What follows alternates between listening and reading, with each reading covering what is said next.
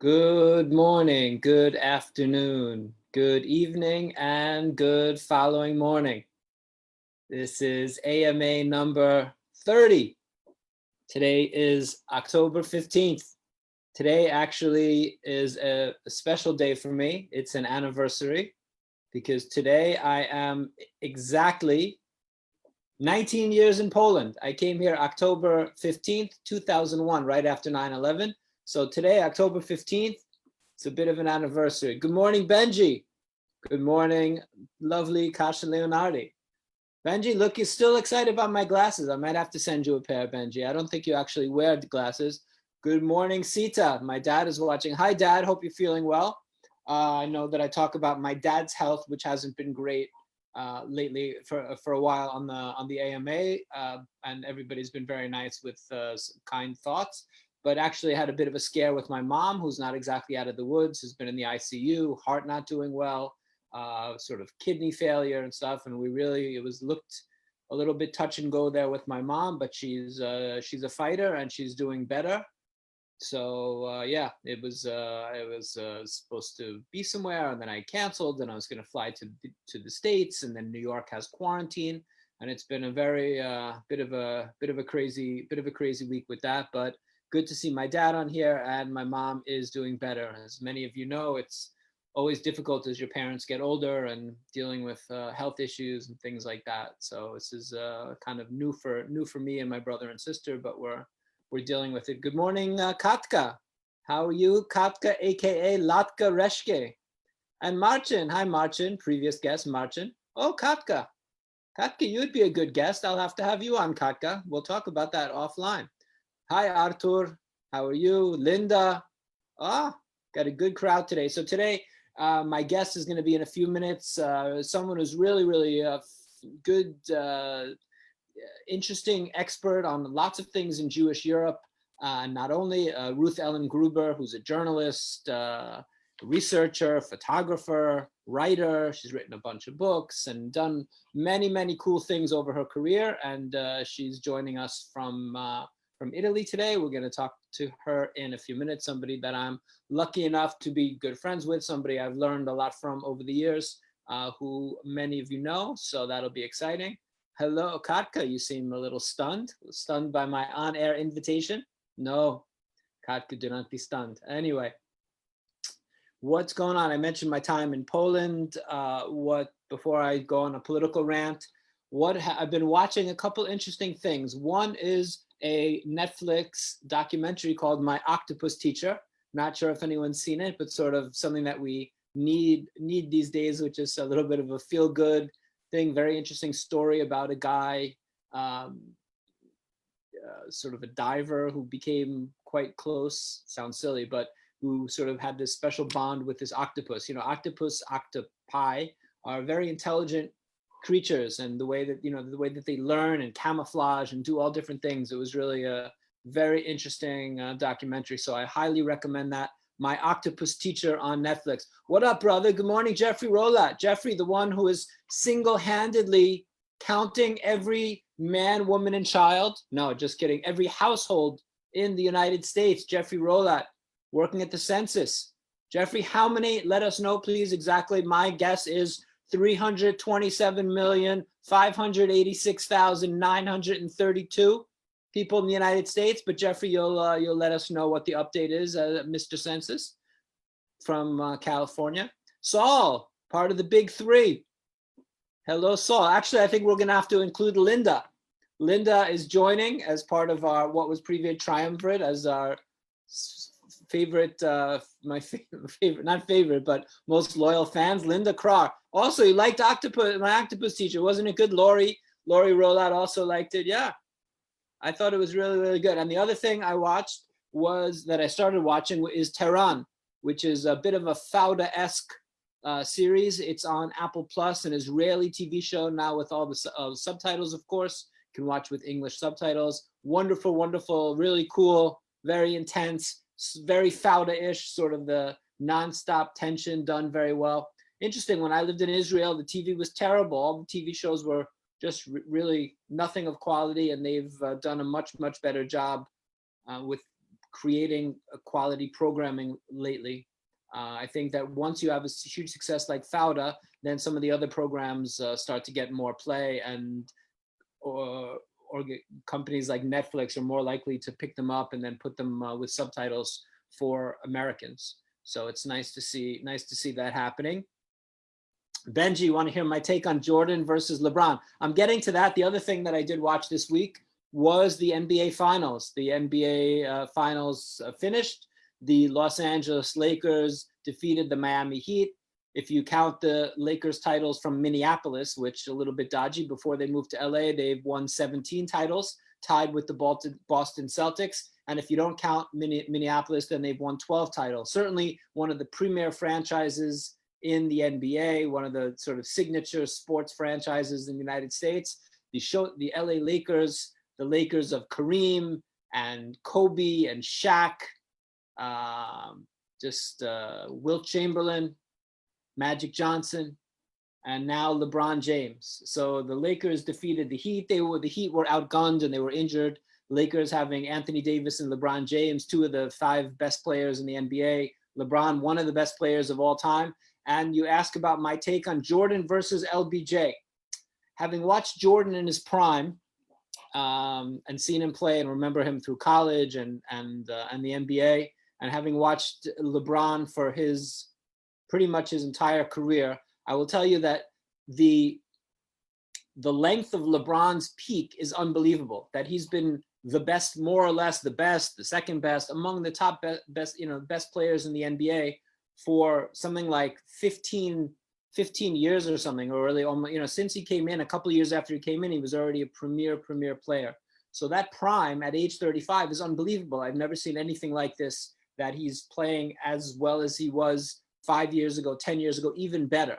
So that's something unprecedented. But in terms of the peak Jordan was peak Jordan. There's, I think, no comparison yet. The 6 titles, he just refused to lose.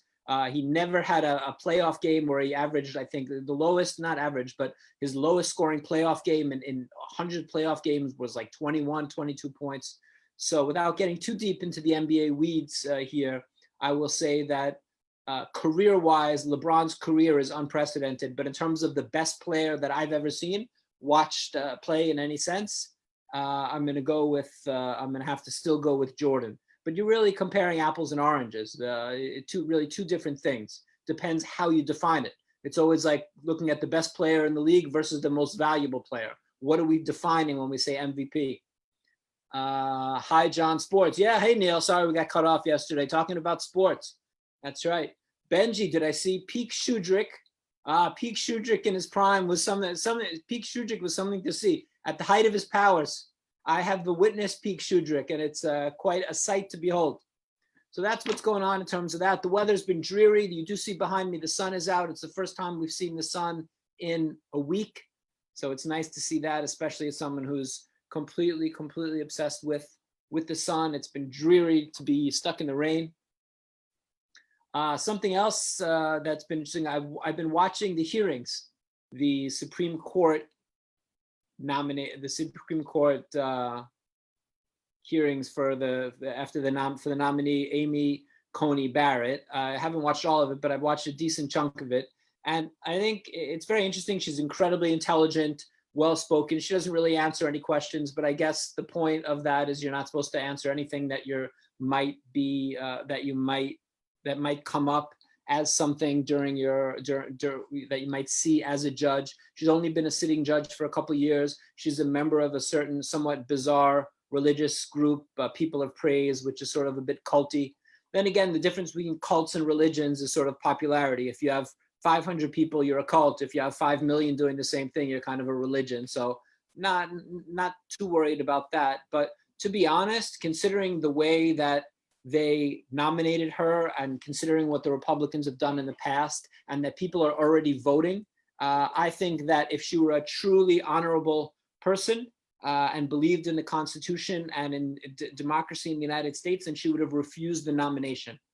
Now, I know it sounds crazy to say to refuse a nomination to the Supreme Court, but in my opinion, yes. That I think that if you accept Donald Trump's nomination, you're hanging out with Donald Trump with your whole family with no masks on and all this stuff going on, then you're somewhat tacit in what he's doing. And I have to take what you say with a giant grain of salt. So as much as I think she's intelligent and you want to believe that she doesn't have these that she'll vote not based on her religion and not based on her personal opinions, I think that's very hard to do. And the danger really is of overturning Roe versus Wade and pushing back a lot of positive things that have happened in the United States with someone like that.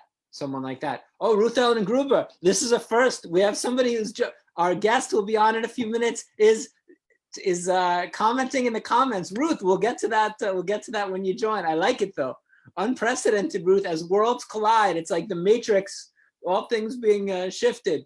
It's the streams being crossed in Ghostbusters, Ruth. We'll talk about that, but I appreciate you. I appreciate you so eager to talk about that. You're jumping it in the comments. But so yeah, it's a little complicated with Amy Coney Barrett. Yeah, there's a lot to talk about it. I'm not going to get too deeply into that. I'll talk a little bit about Corona, which is getting much worse in Poland. I don't know, it was not much more than a week ago that we hit a new high of 1,000 cases. And today the cases, I think, were 8,000. So Corona skyrockets. All of Poland is is a yellow zone.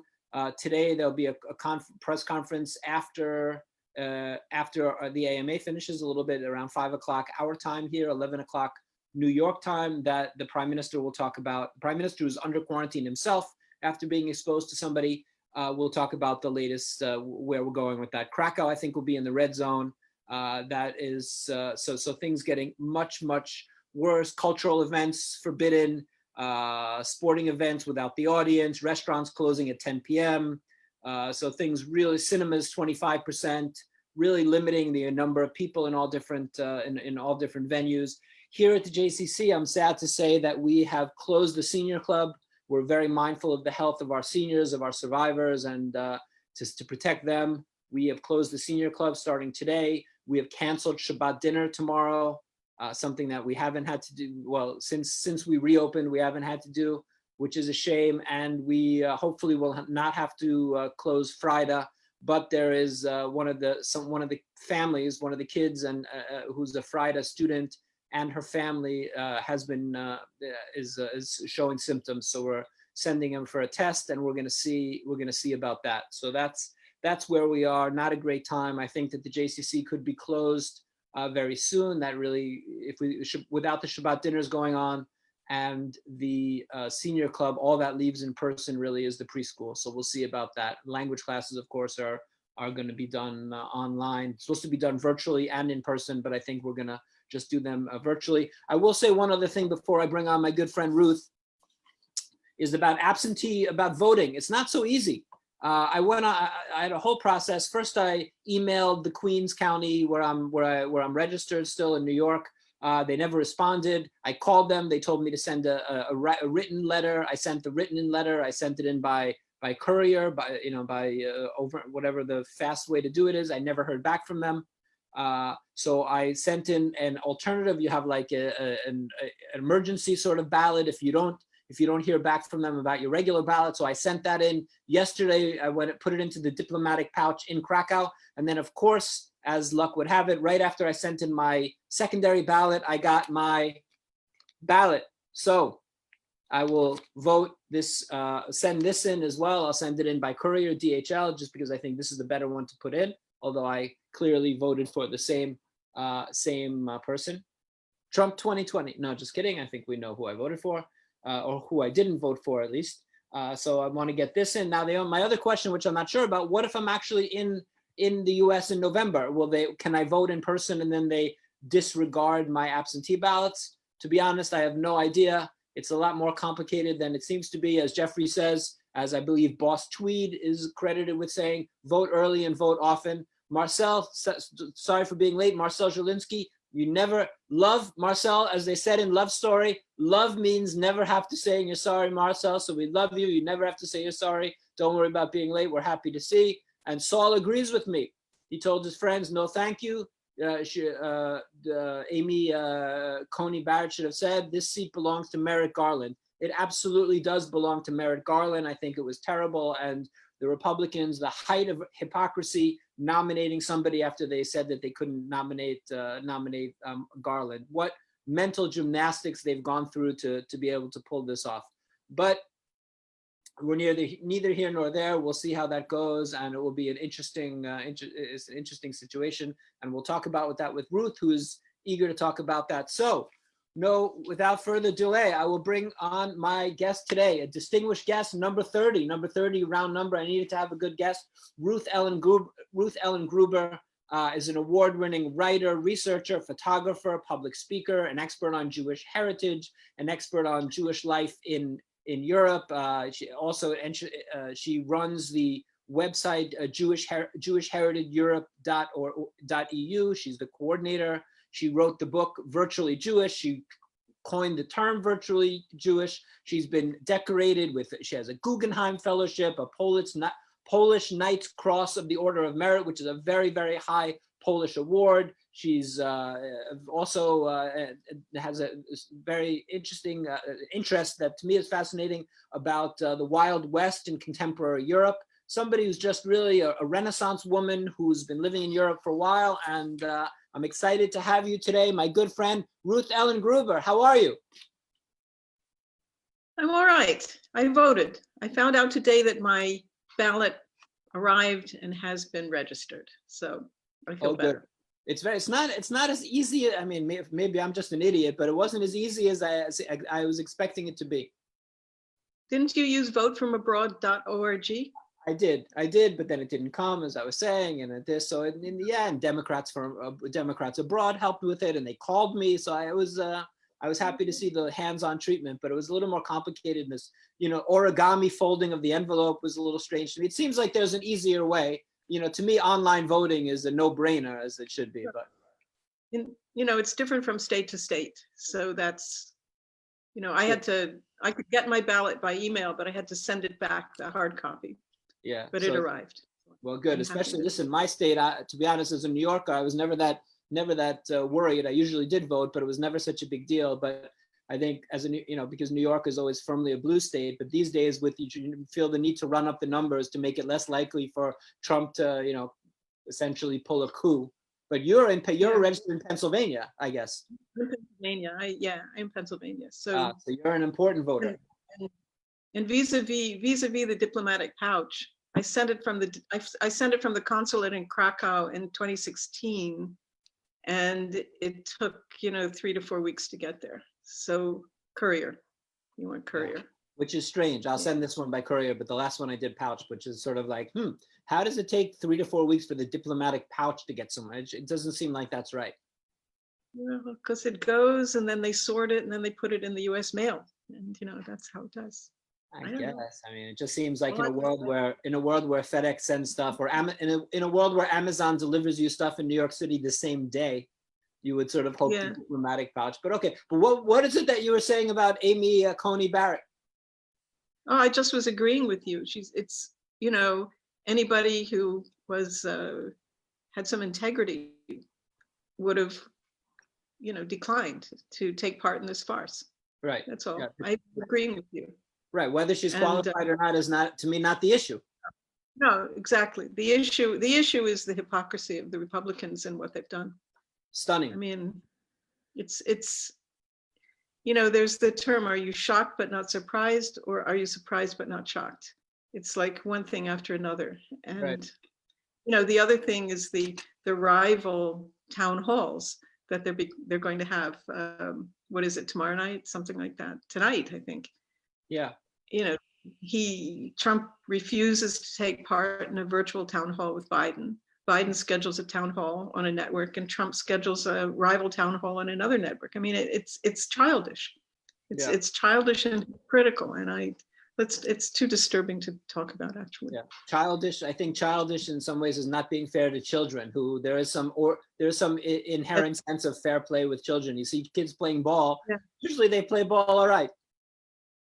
So yeah, no, I agree. I tried to watch the debates. I couldn't. It's just too upsetting. But I was watching the hearings. I found interesting. But anyway, Ruth. So Ruth Ellen Gruber grew up in Philly, outside the Philly suburbs. Went to Oberlin, and then how did you get to Europe? You have been in Europe for a while, Ruth, and you really been been here in all different capacities. How'd you get to Europe?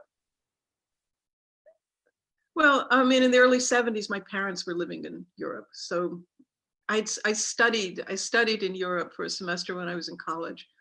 And then after I graduated, I came back to visit my parents. And then my father hired me to do some work for him, some research work. And then I got a job with the Associated Press after certain other things that I did. And then I had this career with UPI and with United Press International, the almost late lamented, but not quite late lamented United Press International. So I was, that's how I got to Poland the first time. How you got to Europe? And you've been here. And you've been here. I'm sorry, but you've been living in Europe ever since the 70s. Yeah, basically. Pretty much. Yeah, I mean, I've been, yeah, pretty much, but back in the States too, and for periods of time. But anyway, yeah. Right, and yeah, it's like sort of like you know, it's like you do things and then it keeps going and.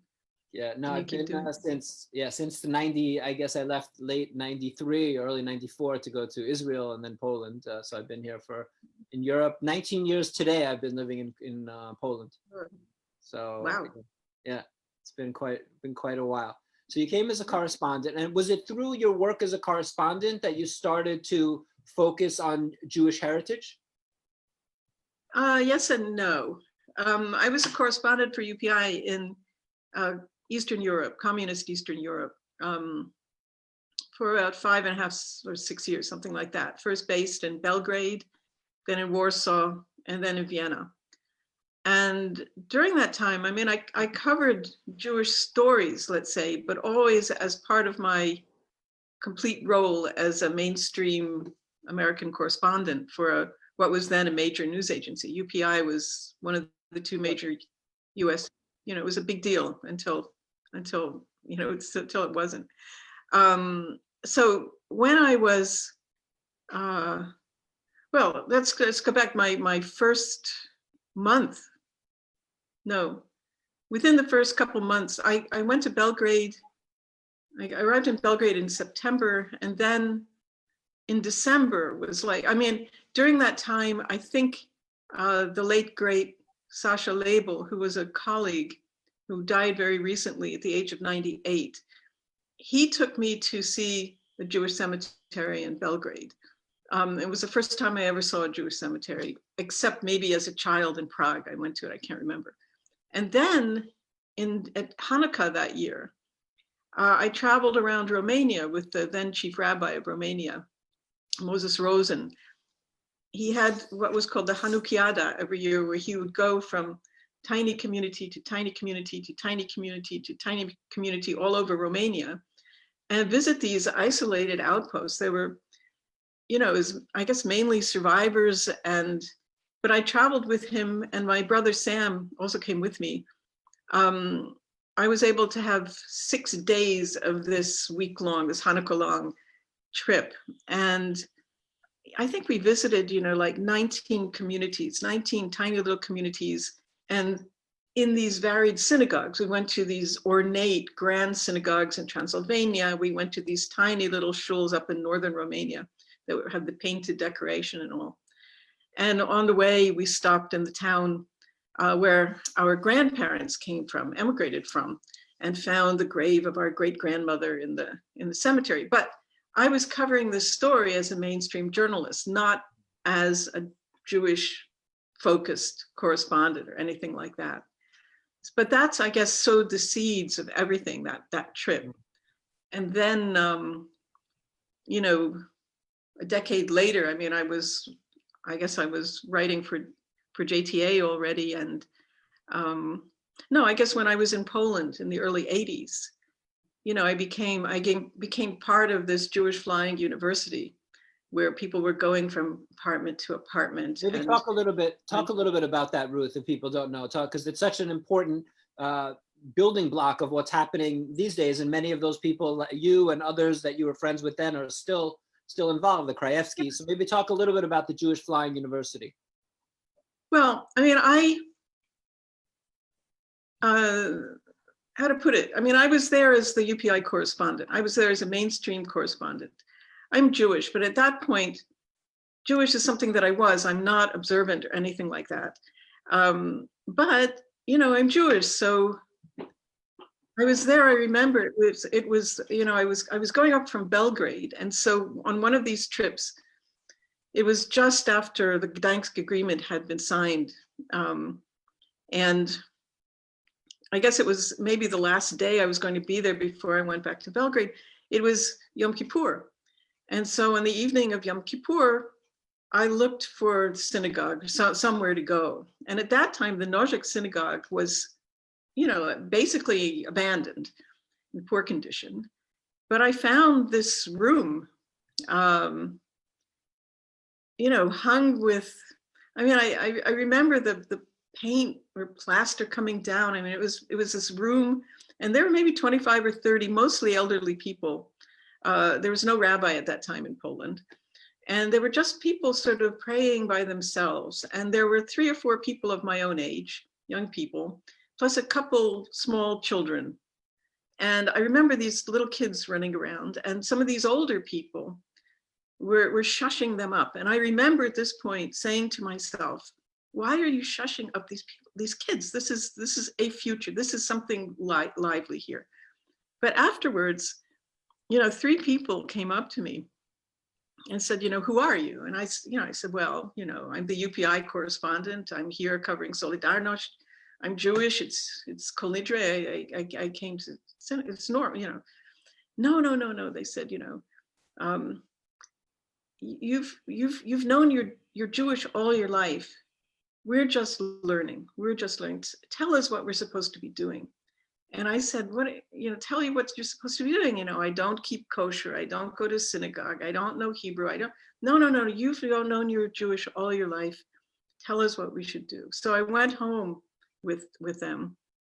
And it turned out to be, you know, Staszek and Monika Krajewski and then this Risha Zahariash, who eventually moved to Israel, made Aliyah. And, you know, we started a conversation then that has lasted, you know, until now. And they were part of this group called the Jewish Flying University. And there were, the Flying University was a sort of grouping of people who would meet to discuss things that were either frowned upon or taboo under communism. And it was called flying because it would move from apartment to apartment. You never went to the same place in a row because it wasn't safe.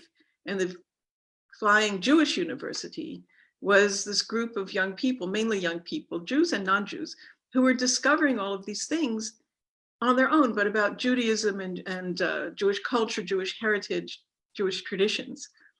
So and I think it was the. Excuse me for a second. Just to maybe clarify for people. So to understand, synagogue services, in other words, it was allowed. It wasn't encouraged. There weren't any synagogue. There wasn't a synagogue. So this was just in the Nozhik. What we found in the Nozhik was. There wasn't anything in the Nozhik. The Nozhik was a sort of abandoned, empty building which hadn't yet been restored. It was empty. This was a room, and I think somewhere it must be in the white building. I don't remember where it is, but it was just a room. It was just a room. I see. Small room, not a very big room, but a room in bad condition where people gathered. And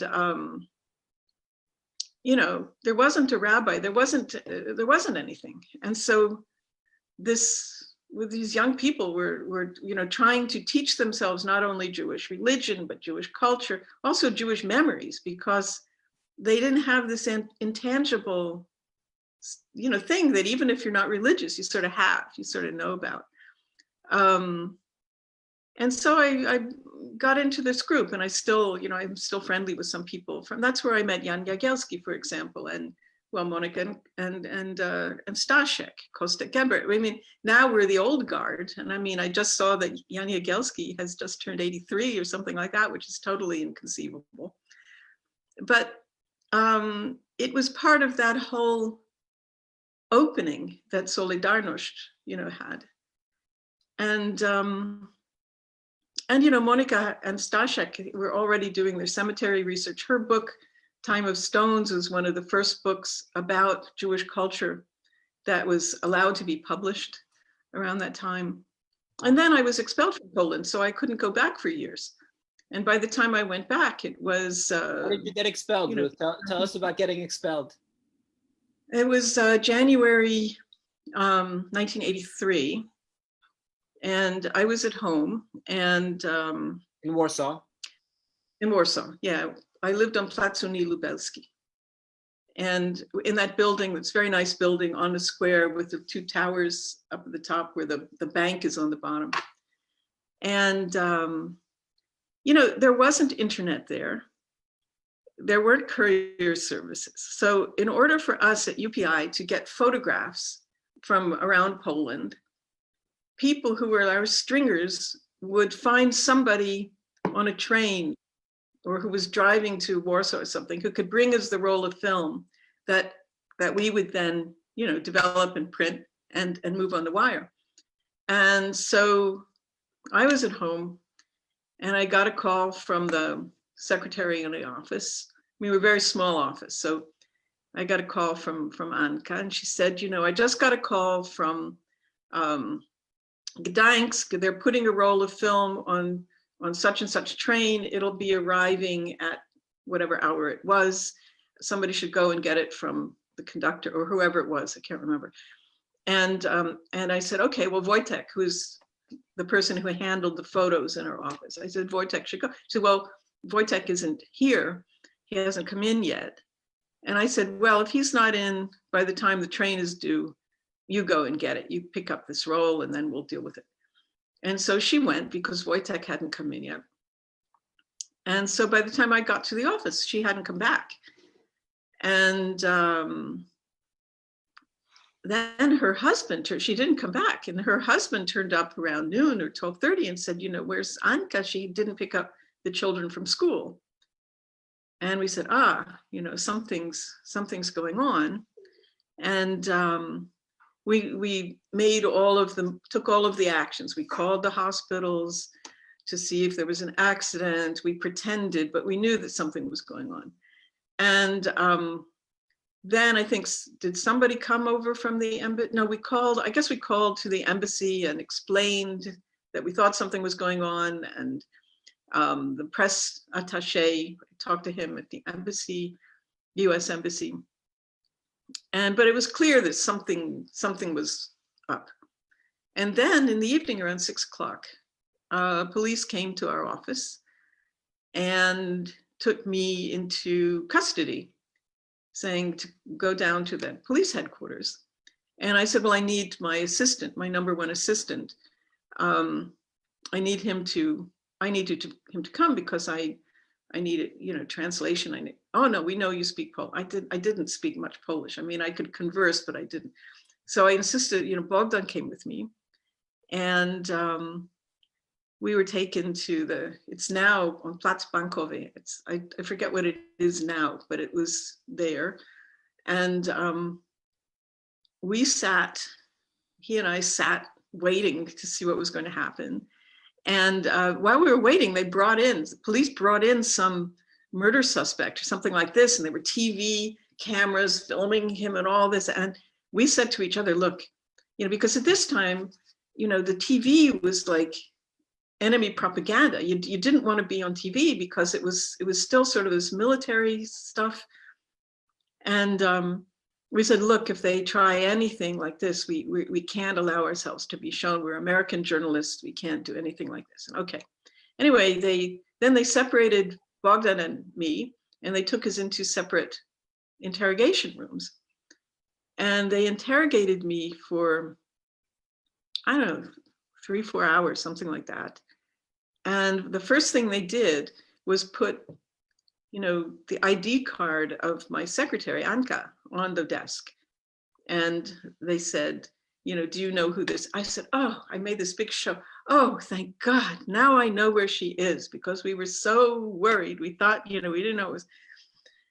And, but they put me in a cell and kept me overnight.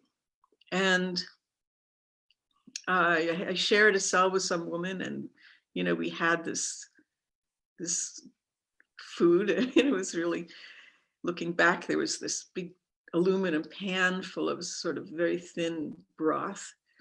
But in the, the next morning, I guess they got me up very early and again interrogated me. And they didn't seem to want to know anything very serious. They wanted to know where I had met my secretary. They didn't really ask me anything that they told me, I didn't have to answer anything that I didn't want. I didn't, it was like I could take the fifth, whatever the, corresponding law was. But they didn't ask me anything that I could not answer honestly, because they didn't really ask me anything that was serious. And then after some hours, they came, I guess it was almost the whole day. They came and said, well, you're being released. And I said, okay, good. And they said, but first, before we release you, we're going to, oh no, what they said was that this roll of film that was being brought down from Danks showed military objectives. They were like military photographs. So they're basically saying that it was spying, except they didn't come right out and say it. And so I said, I can't, somebody sent it. It's our stringer. I don't know. Anyway, they said, we're going to release you, but don't you want to, talk to the Polish people? And I said, no, I can't be on Polish TV. I can't do that because, I'm an American journalist. I work for UPI, and it's against UPI policy for one of the correspondents to be on any other media without getting the okay from the head office. So I said, I can't be filmed, no. So they wanted me to see these pictures. And I said, well, I'll see these pictures, but, they have nothing to do with me. And they led me into a room where the pictures were displayed in a glass cabinet. And I said, you can't film me. I said, I can't be on, it's UPI policy. So I turned my back, and people tell me this still occasionally today. You could see my back, and then my reflection in this glass cabinet that the pictures were in. And I said, well, that's it. And then they let me go. They just let me go. And then they expelled me from Poland. Like the next day, I was called to the foreign ministry. I was never charged with anything. I was never really accused of anything, but it was just an exercise in intimidation. You never knew what it was really about in the end. Well, it was clear it was intimidation. I mean, I had a lot of friends. Right, but based on what? I had the ones, those photographs of the Solidarity people in jail. They're very famous photographs. That was my camera that I had smuggled in. And, it was intimidation, both for Western journalists, but also for Polish people not to have contact with us. I assume. Was there any question about you being Jewish during that arrest? Did they talk to you about being Jewish at all? Oh no, not at all. Not at all. Being Jewish had nothing to do with it. I mean, the one time that I felt really funny about the Jewish, excuse me, every year there's a pilgrimage to Częstochowa. So it's in August. And so I covered it. I covered the beginning of the pilgrimage. And I was wearing, I remember exactly what I was wearing. I had this sundress, this tan colored sundress. And I used to have a colorful backpack all the time. I had this backpack, this sundress, and I had a filigree pin that I had here. And I went to cover this, the beginning of this pilgrimage to Częstochowa. And I realized that people were looking at me really strangely. And I was saying, well, why are they looking at me really strangely? I'm dressed like everybody else. I have a backpack like everybody. I'm young.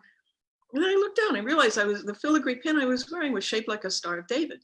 I wasn't wearing the Black Madonna pin like everybody else. I was wearing a Star of David. I have no idea if that's the reason, but no, nobody ever talked about the Jewish stuff.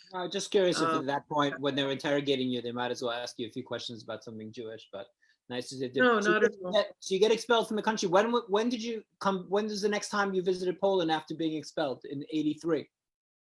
The beginning of, I guess it was January 1990. So after communism, after communism, this After changed. communism fell. Yeah, yeah. And at that And I didn't keep in touch. It was a little tricky. You know, I didn't want to stay in touch with people, even through, you know, again, there's no internet. It was difficult to call. I didn't want to write letters to people because it could have been dangerous for them. Of course. Um, So at this point, after you're Right. back, I'm sorry, and by 1990, Ruth, are you still working, you know, in terms of mainstream journalism, or have you moved at at what point did you move into sort of focusing almost exclusively on Jewish topics? well, I moved into, I guess it was like at the end of the 80s. I was writing for JTA already then. And my brother in 1988, my brother, who had accompanied me on this trip, this seminal trip to Romania back, you know, a decade before in 78. My brother, who's an architectural historian, had become the founding director of the Jewish Heritage Council of the World Monuments Fund. He took over that job, I think, in 1988. And one of his jobs was to put together inventories of what existed in these countries, because nobody knew what existed. Nobody knew what was on the ground. There were individuals. I'm talking really about communist Europe. It was still communist Europe then when he took over. So let's say Central and Eastern Europe. There were individuals who had taken upon it, like Monika and Staszek and Jan Jagielski and Lena Bergman, but also in other countries like Jiří Fiedler and Arno Pajík in Czech Republic and Peter Wirth in Hungary and other people like that.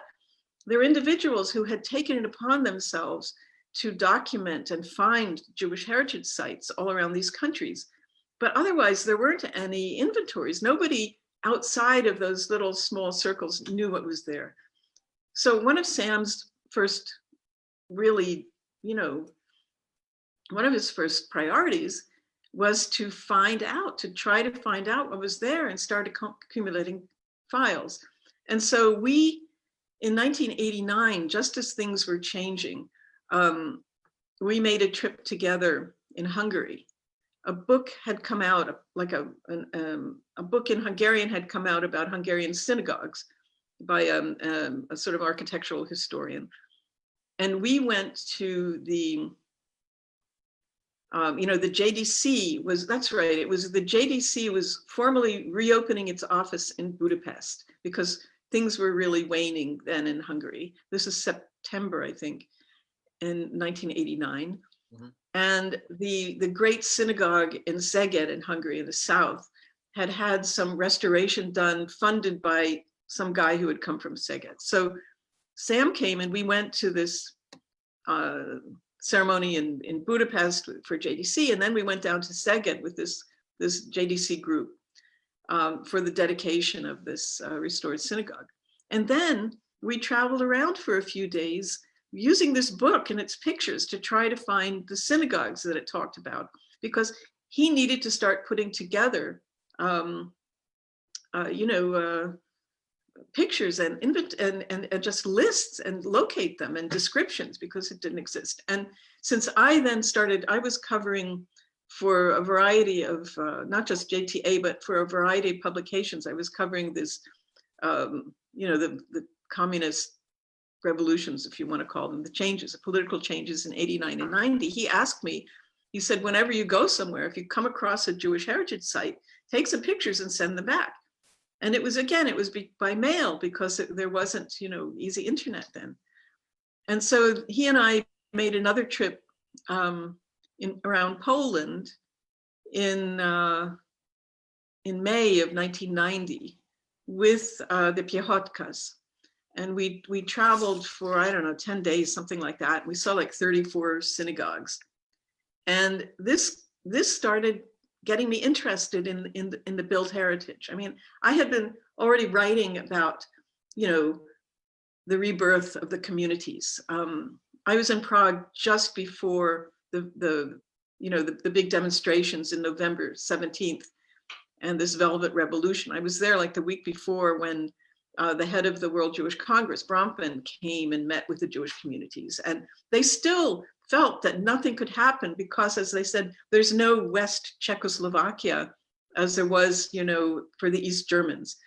So I was already writing about this, community and identity and rebirth, but I got very interested in the build heritage part. And then I got a contract to write my Jewish heritage travel book, which took me everywhere, took me all around. And I just was on the road all the time. And it's a seminal work, really an important work. Ever since that way. Pardon me?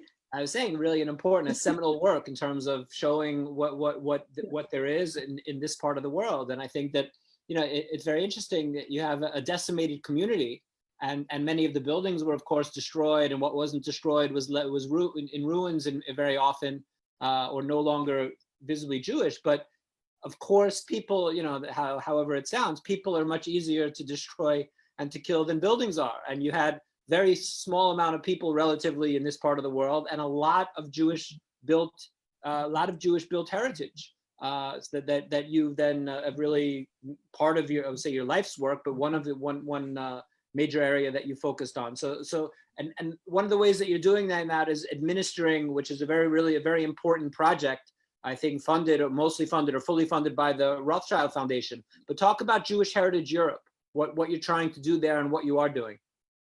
Jewish Heritage Europe. I have the mug. There you go. Well, Jewish Heritage Europe is sort of the next stage. And it came about, when I started doing this, there's an academic discipline now known as dark tourism.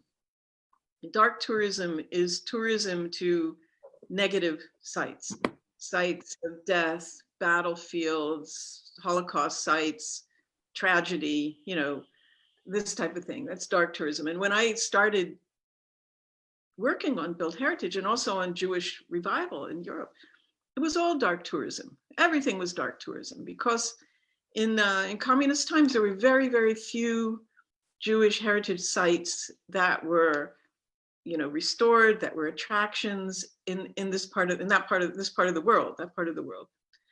And, anger drove me then at these omissions, because you could pick up a travel guide or even a local history of a town that was majority Jewish, and it wouldn't mention the Jews. You would go in and you'd see, pages about the 19th century town hall or the 17th century church, but in the middle there'd be an 18th century synagogue in ruins that wasn't even mentioned. So it was as if everything was gone, and it was the suppressed memory in many of these places. It was really dramatic. And the cemeteries, of course, jungles. And it was quite emotional doing these early trips, and it still occasionally is emotional now, even though so much has been done. And anyway, starting in 1990, there was the first conference on the future of Jewish monuments in Europe. It's the first time that the issue of what to do with Jewish built heritage had been addressed on an international scale. It was really first time. It was in New York. And after that, things, exploded in Europe. There were, all the publications that couldn't be made under communism.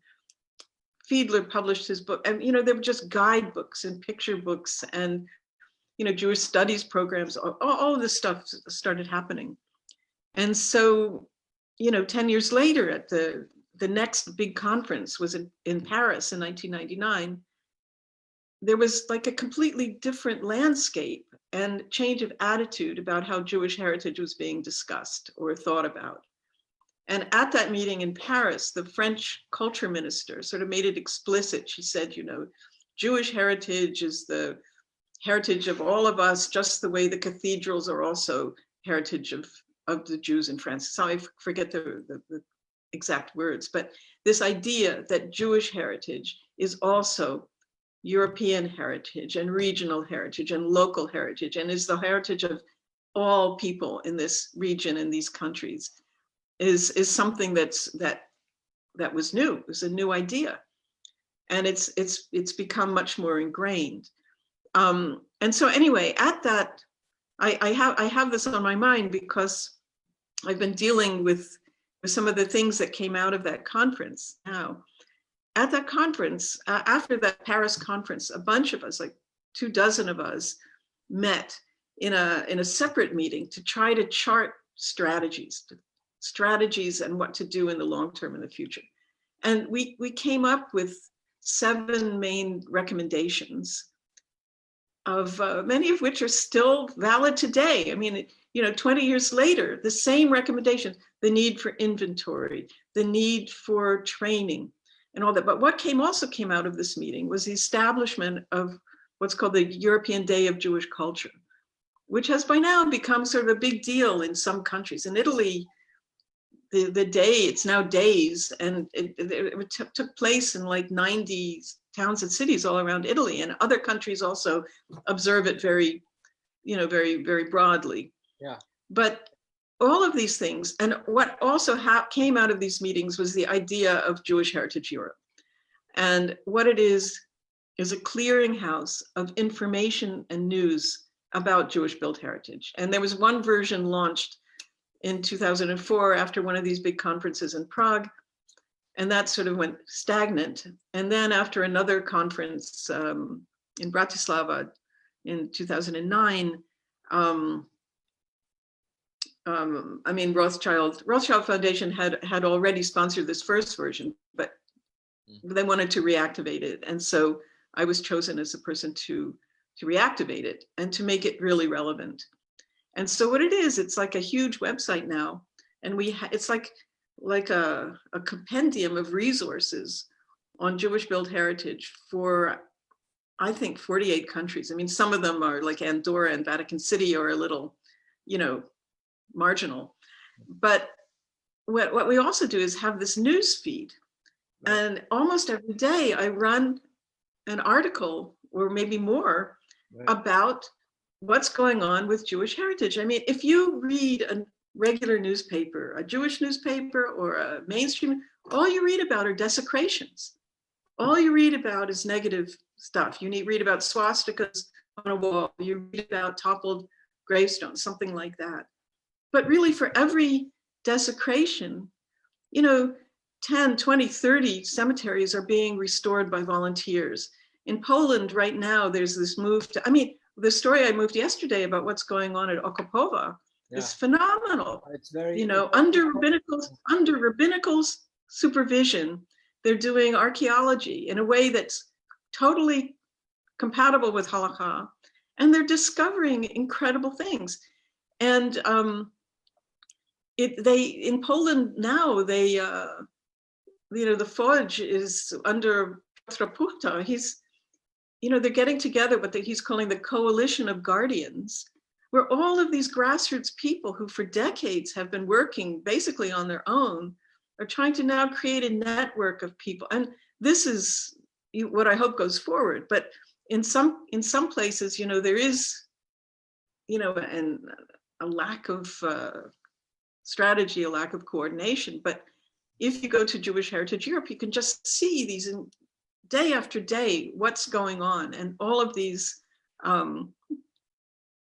incredible initiatives. Some of them are really creative and very extraordinary. I think it's important to say, a lot of these, we're always battling with this idea that the only news that comes out of this part of the world in the Jewish context is bad news, and we're mindful of that. And I think that we've also tried to do our part in the 12 years that we've been open to show another side of things.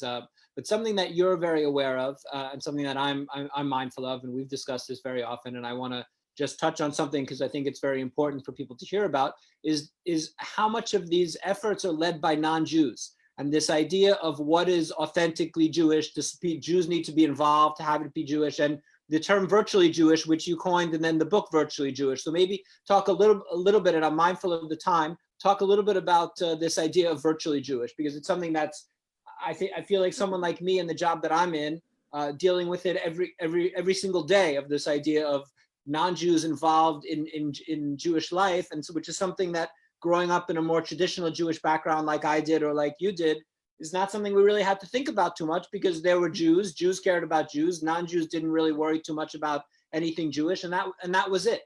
But Europe, in a post-Holocaust Europe, a post-communist Europe, really is a lot more complicated than that. So maybe talk a little bit about that, Ruth.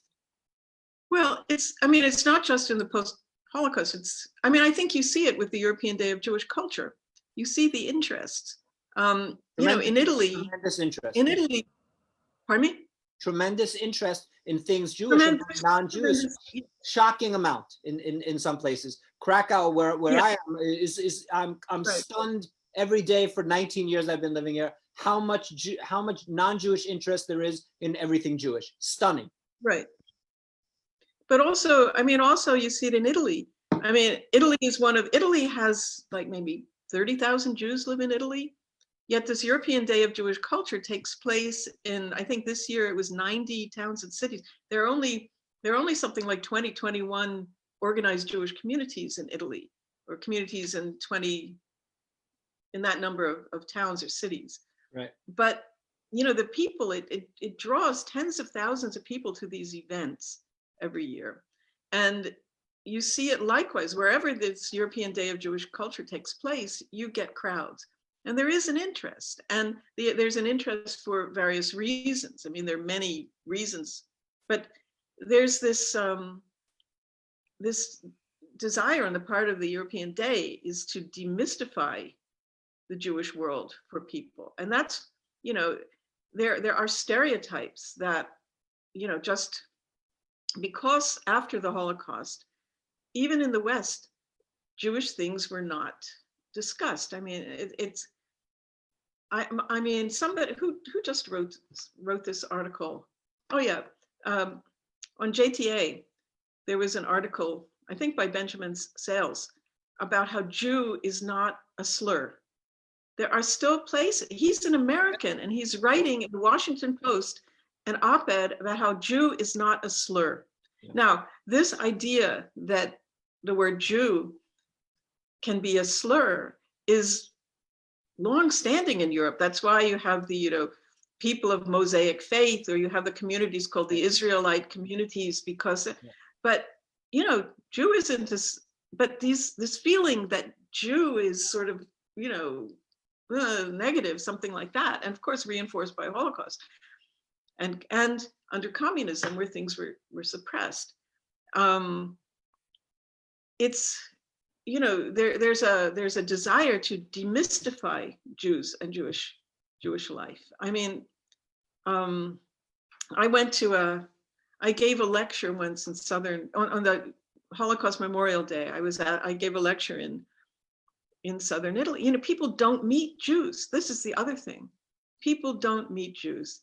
They meet Jews through the media. You see it in Poland even more than in other countries. But even in Italy, where there's very active Jewish communities and a very rich Jewish life here, but there are only like 30,000 Jews among 60 million people.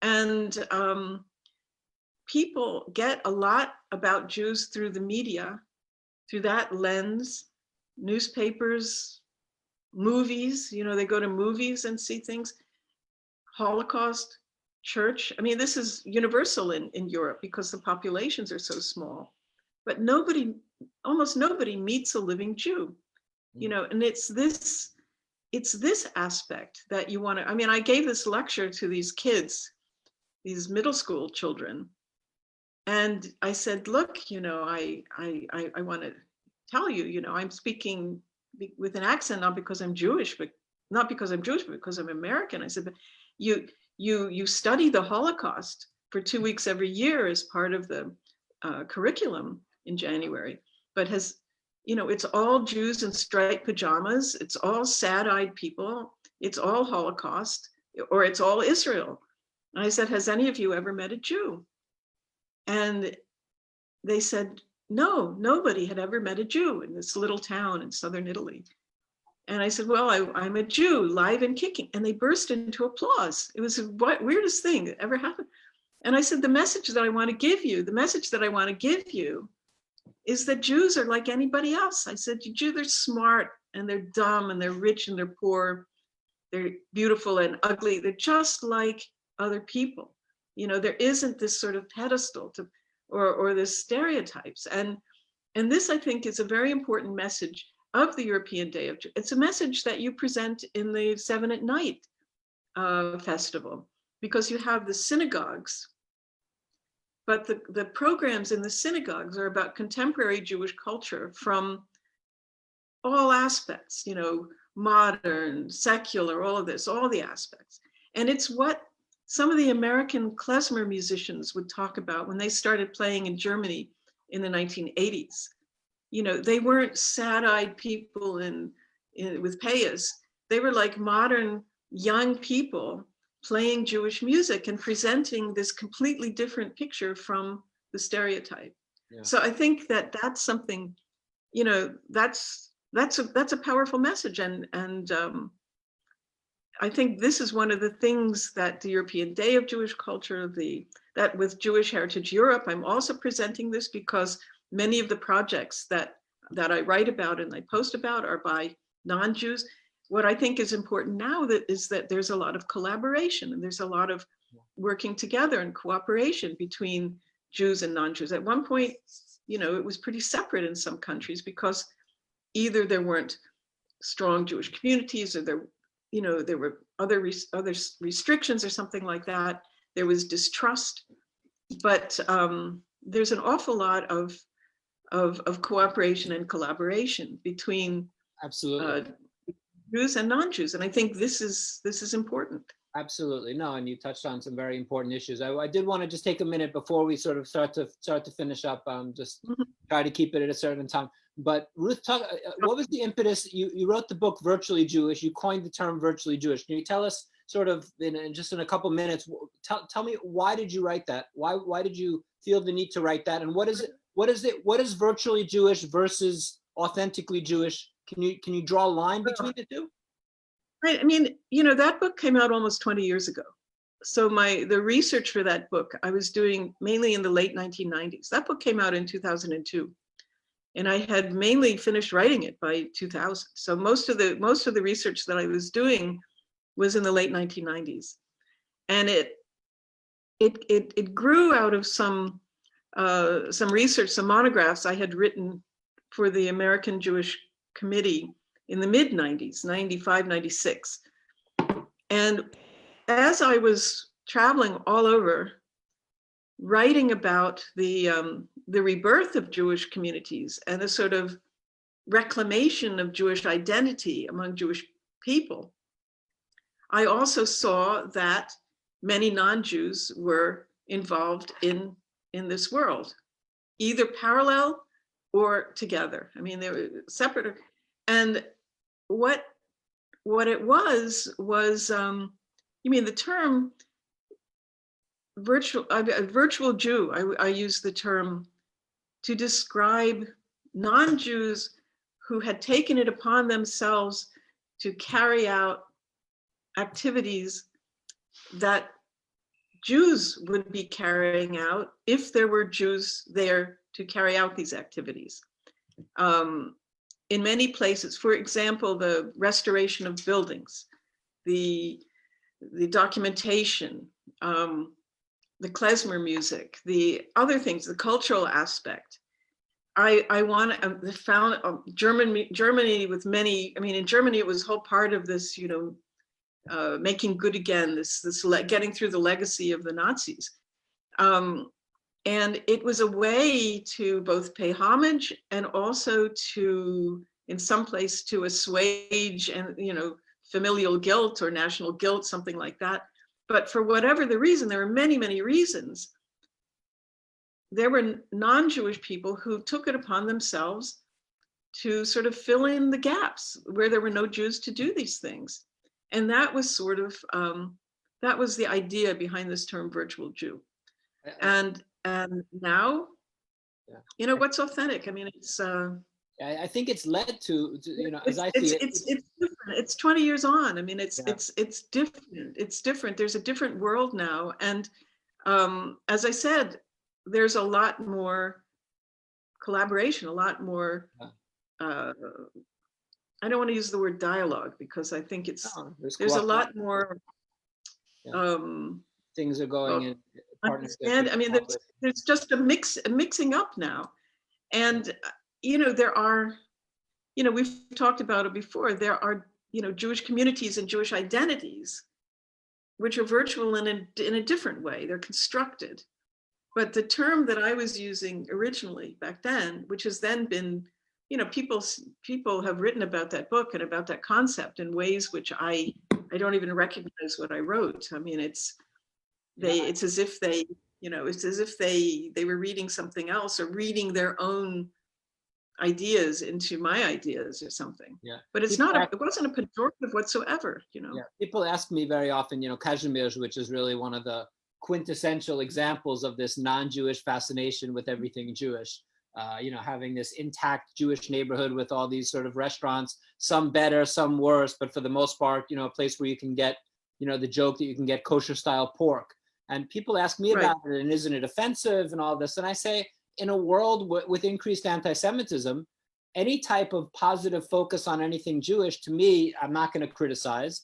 And I might not necessarily want to eat kosher style pork, but I do recognize that by creating an atmosphere where there's more of a focus on all things Jewish, from the high culture to the low culture, it's if you want to judge culture that way, I feel like it's helping us do what we're trying to do, which is it's creating an environment where it's more likely that these people who are finding out that they have some Jewish roots or want to get involved in their sort of lost identity, it makes them more likely to do so because of all these restaurants and this environment here, some of which is admittedly kitschy, but so what? You know, it doesn't need to be, everything doesn't need to be, you know, the most wonderful aspect. So I feel that it's, you know, only Jewish life in Europe, which is what I'm focused on more than, of course, more than the heritage aspect, but, you know, they do connect. But in my opinion, you will, there's no way to have a viable Jewish community anywhere in Europe, anywhere, without buy-in, and not only buy-in, but active participation from non-Jews. You know, we don't succeed, we don't thrive anywhere when non-Jews are hostile to what we're doing. So, you know, I think that's something that we, I'm sure, both agree on. And, you know, this idea of all of these pieces are important. You know, the idea of ignoring the heritage that was here before has to be respected and is part of the larger heritage of the societies that the Jews. They're not, as you said earlier, a synagogue is not only Jewish heritage, it's heritage, you know, the synagogues here are Polish heritage and Romania are Romanian heritage. But I could talk to you forever, Ruth, and we usually, our conversations aren't so short, but I do need to finish up. I won't ask you the Latka or Hamantash question because you're firmly on team Latka. But I will ask you the question that I do ask everybody, which is, what are your 3 favorite films? Galaxy Quest is number 1. Okay. Galaxy Quest is number 1. Probably, Wuthering Heights with Laurence Olivier. Okay. And maybe A Serious Man. Ah. But Galaxy Quest is really number 1. Galaxy Quest. Wow. Ruth Ellen Gruber, it's always a pleasure. We miss you here. Hopefully we'll see each other in person soon. You know, I miss being there. I miss being anywhere, actually. I mean, I miss being anywhere. Yeah. I hear you. But who knows when? Who knows? Stay safe, Ruth, and be well. And thank you so much for doing this and for all that you've done. And I look forward to continue working with you and hanging out with you and spending time with you. Thank you, Ruth. Soon, I hope. Thanks a lot, Jonathan. Ruth Take care. Gruber, everybody. Thank you. Be well. Stay safe. Ciao. Bye-bye. Bye.